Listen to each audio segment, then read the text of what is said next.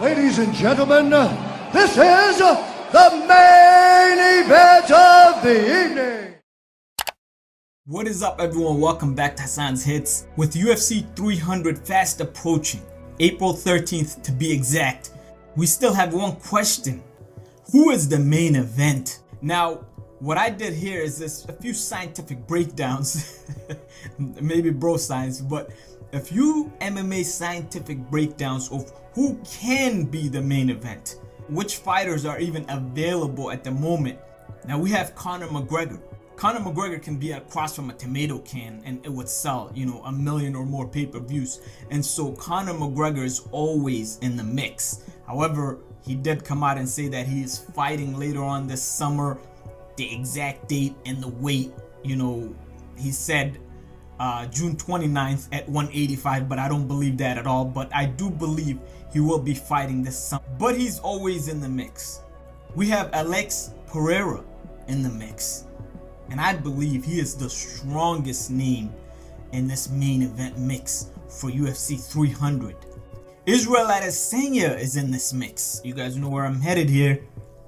And last but not least, we have Jamal Hill, who said don't rule him out for UFC 300. He's recovering from an Achilles tear, which would be pretty profound if he recovered in time for UFC 300. But he said do not rule him out. Now, two dark horse names I will throw out there are Dricus du Plessis and Sean Strickland.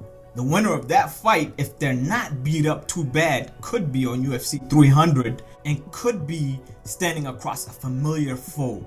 Now let's break all of these down. We got Alex Pereira versus Israel Adesanya. A huge matchup at 205 pounds. The trilogy fight, 1-1 in MMA. And now they can settle it at UFC 300. I'm pretty sure Alex Pereira, who's been calling out Izzy, and who is once again handing out this olive branch to Izzy, he doesn't deserve, the title shot at 205 pounds. However, it's big money, it's Israel Adesanya, and it's Alex Pereira once again capturing another title in another division and wanting to fight Israel Adesanya. It's a huge fight. And it would be the type of mega fight to headline an event such as UFC 300. The only question here is Israel Adesanya man enough to answer the call? The other scenario we have is Dricus du Plessis, Sean Strickland will face off this month. After that, the question becomes, can the winner make a quick turnaround against Israel Adesanya at UFC 300? You see, Adesanya has said lately that he is itching to come back once again. And if Dricus du Plessis wins, you guys remember the whole story with the African champion, Dricus du Plessis, hailing from South Africa and claiming to be the only African champion if he was to win the title. And now we have the mega fight that was supposed to be the mega fight if Israel Adesanya beats Sean Strickland. That's a huge main event for UFC 300.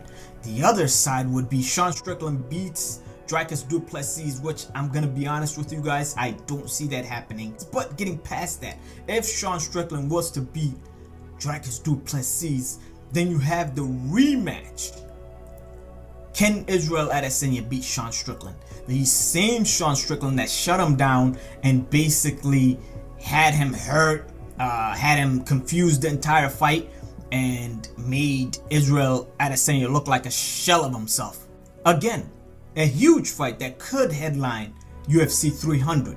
And now, last but not least, like I said, Alex Pereira is the common denominator in this whole UFC 300 event, because I feel like Alex Pereira versus Jamal Hill, if Jamal Hill can recover in time for UFC 300 and be ready to face off against Alex Pereira. Y'all seen it.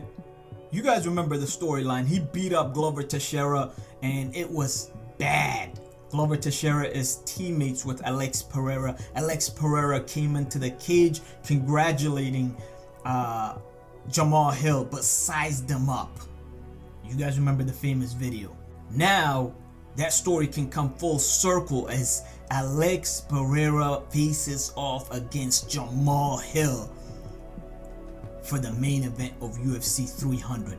If you were to ask me what is the most likely main event for this event out of all the fights that I just listed, I would have to go with Israel Adesanya versus Alex Pereira for the trilogy fight. Alex is offering that olive branch, like I said, to Israel Adesanya. It is the only fight that literally has no roadblocks other than Israel Adesanya has to man up and take this fight and sign on the dotted line. That's the only roadblock to this fight happening. So let me know what you guys think. Comment, like, subscribe, share. I appreciate it. Peace.